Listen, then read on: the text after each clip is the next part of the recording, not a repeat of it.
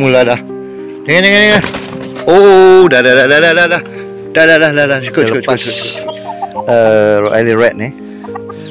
So yang ni dia apa, nanti kita gosok-gosok tu dia lega lah. Bagi dia fresh sikit. Dia dah pergi belaga kat sana tu. Amboi.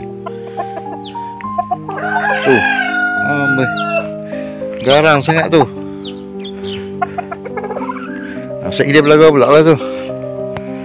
So dekat sini dinding ni kita akan tambah lagi satu macam sana tu. So buluh kita pergi ambil lah.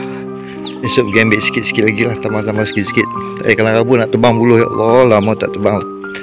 Habis reang. Boleh satu-satu ni pun puas juga. Nak boleh sebatang-sebatang buluh pun kan. So kita nak tambah kat sini 1, 2, 3, 4, 5, mungkin 6 kot. 6 lagi, InsyaAllah 6 lagi kita akan tambah. Jadi macam zoo tu, nanti kita orang masuk tengok ada rezeki nanti. Tak apa, buat dulu. Nanti ada rezeki nanti kita bawa masuk sikit kan. Astrolog ke kena Vendot ke apa ke, baru nampak cun kan. Kat situ kita dah siap lah 2. Tinggal lagi nak bubuh atap ya. So yang ni kita buat dia rangka-rangka lu. Nanti untuk atap nanti kita harung sekali harung je. Tengok dia pergi cari pasal tu. Ni dia belaga pula ni. Tak sat dia belaga ni.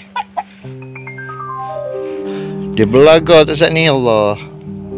Saya nak kena kurung lah. Tu dah mula lah. Tu dia belaga dengan tu.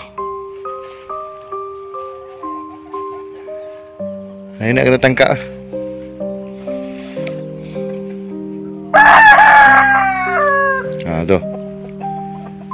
Tu. Banyak sangat boleh let go lah sepasang. Tu dia mula. Mula dah. Jangan. Oh, dah. Dah. Cukup. Amboi. Tu. Garang tu. Tu. Dah. Lah. Aku kurang lah. Tadi lepas lah. Kita ingat nak lepas pergi dia ambil angin. Nasib baik tu ada. Tu. Garang, dua-dua garang. Tak lari ni, tak alah.